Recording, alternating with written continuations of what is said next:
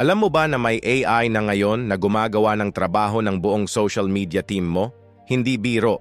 Habang nag-i-scroll ka sa TikTok o Instagram ngayon, ang content na nakikita mo, posibleng AI na ang gumawa niyan.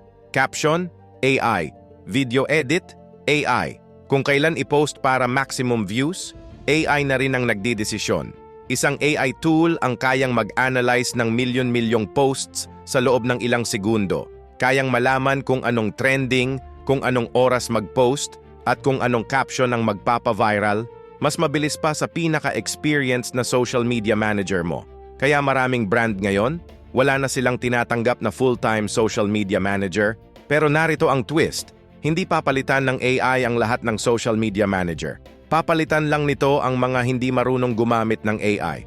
Ang mga marunong, sila pa ang magiging mas mahalaga kasi kaya nilang gamitin ang AI para sa mabilis na content, tapos sila na ang bahala sa tunay na brand voice at sa mga krisis na kailangan ng totoong tao. Aralin mo na ito ngayon bago ka nito maunahan.